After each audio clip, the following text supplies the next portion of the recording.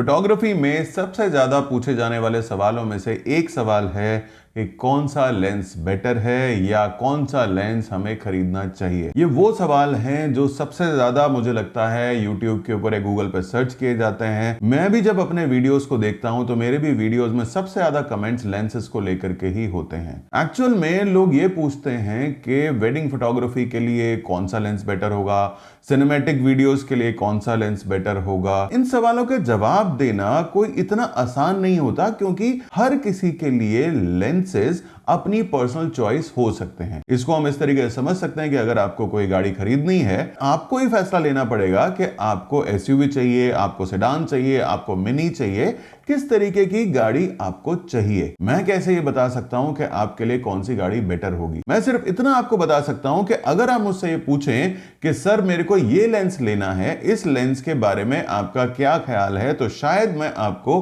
उस लेंस के कुछ टेक्निकल चीजों के बारे में बता सकूं। पर कौन सा लेंस आपको लेना चाहिए, इस चीज का फैसला तो आपको ही करना पड़ेगा। आज इस वीडियो के अंदर मैं कोशिश करूंगा आप सभी लोगों की हेल्प करने की, कि मैं आपको यह बता सकूं कि जब आपको लेंस खरीदना है तो लेंस खरीदते टाइम किन चीजों का ध्यान रखें, ताकि आप खुद यह फैसला ले सकें कि आपके लिए कौन सा लेंस बेटर होगा।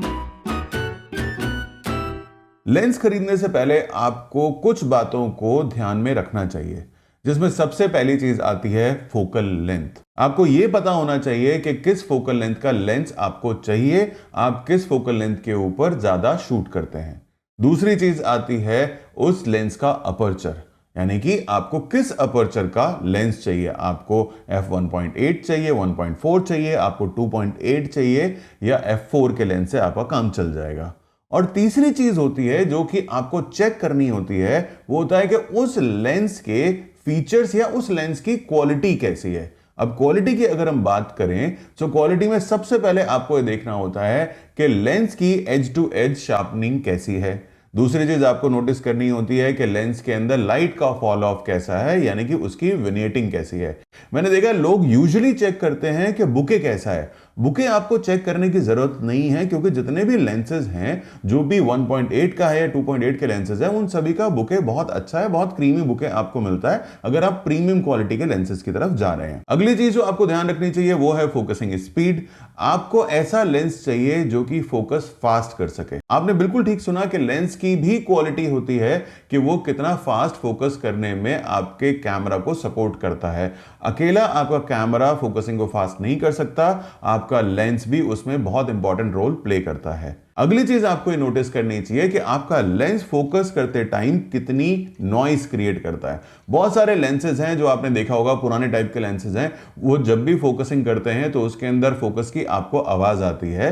हालांकि आजकल के जितने भी नए और एडवांस लेंसेज हैं उसके अंदर बहुत ही साइलेंट मोटर होती है, जो कि आपको कभी भी नॉइस नहीं देगी, तो आप आराम से उसको वीडियो के अंदर यूज कर सकते हैं। एक चीज और है जो आपको डेफिनेटली चेक करनी चाहिए, वो ये कि आपका लेंस अगेंस्ट द लाइट कैसे परफॉर्म करता है। मतलब ये कि अगर आप अगेंस्ट द लाइट, चाहे वो अगेंस्ट द सन हो या आप स्टूडियो के अंदर हो, आप against the soft box, against the light अगर आप शूट कर रहे हैं, वहां पर कहीं आपकी इमेजेस के अंदर कंट्रास्ट कम तो नहीं हो रहा, कहीं उसमें हेजीनेस नहीं आ रही। अगर ऐसा है तो आपको वो लेंस बिल्कुल भी नहीं लेना चाहिए। सो बेसिकली ये कुछ फीचर्स हैं जो कि किसी भी लेंस को अच्छा या बुरा बनाते हैं। तो इन फीचर्स को तो आपको डेफिनेटली चेक करना चाहिए। पर दो चीजें जो आपको खुद डिसाइड करनी पड़ेंगी, उसमें से सबसे इंपॉर्टेंट चीज है फोकल लेंथ और उसका अपर्चर। सबसे पहले हम यहां पे बात करते हैं अपर्चर की।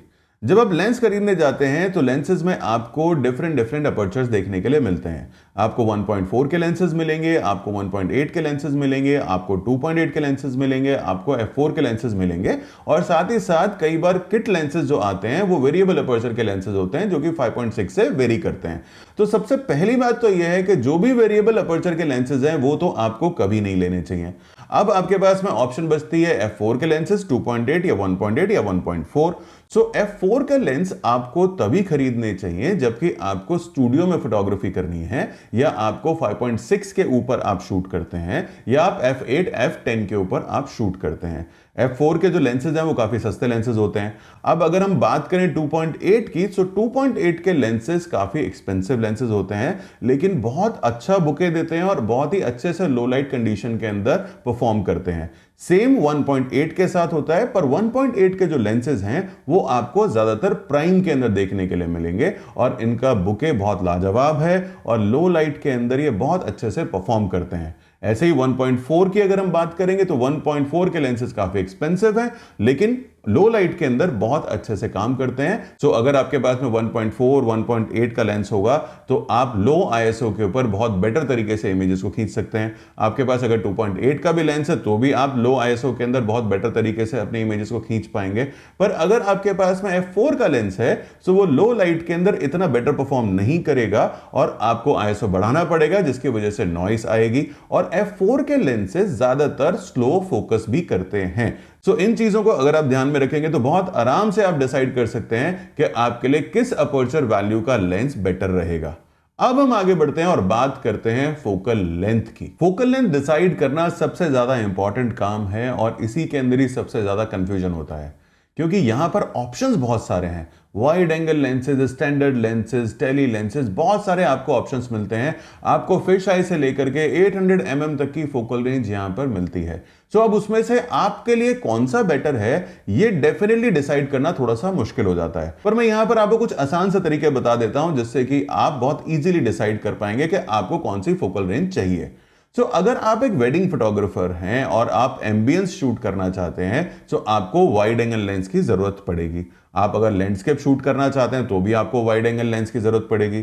आप अगर आर्किटेक्चरल शूट करना चाहते हैं तो भी आपके पास में वाइड एंगल लेंस होना चाहिए।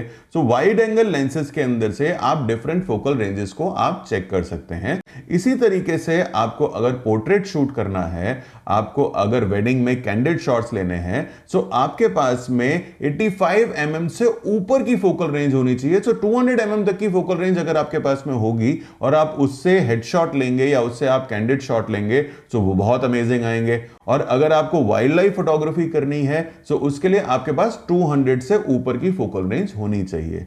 मैं जानता हूं अभी भी थोड़ा सा कंफ्यूजिंग है, तो मैं यहां पर आपको एक बहुत आसान सा तरीका बताता हूं। आप सिंपल एक काम कीजिए, आप behance.com के ऊपर जाइए, वहां पर आप ऐसी इमेजेस सर्च कीजिए जैसी इमेजेस आप खींचना चाहते हैं या आपको पसंद है, और उसके बाद जब आप उस इमेज पर जाएंगे वहां पर आपको इन्फो का बटन मिलेगा और इन्फो के बटन को आप प्रेस करके आप उसका EXIF डेटा चेक कर सकते हैं। जब आप EXIF डेटा चेक करेंगे तो वहां पर आपको हर इमेज की फोकल रेंज दिखाई दे जाएगी, यानी कि वो इमेज किस फोकल लेंथ के ऊपर खिंची हुई है ये आपको पता चल जाएगा और आप आराम से डिसाइड कर पाएंगे कि किस फोकल लेंथ की इमेजेस आपको पसंद आ रही हैं। मैंने अपनी तरफ से पूरी कोशिश करी है इस वीडियो के अंदर कि आपके लिए लेंस सेलेक्ट करना थोड़ा सा आसान बना दूं।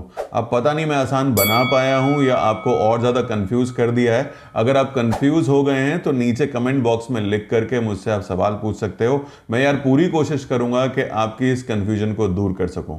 अगर आपको मेरे वीडियोस पसंद आते हैं और स्पेशली अगर ये वीडियो पसंद आया तो उसको लाइक जरूर करना, और अगर आपने अभी तक मेरा चैनल सब्सक्राइब नहीं किया है तो उसको भी सब्सक्राइब कर लो यार, थोड़ी सी मोटिवेशन मिल जाती है।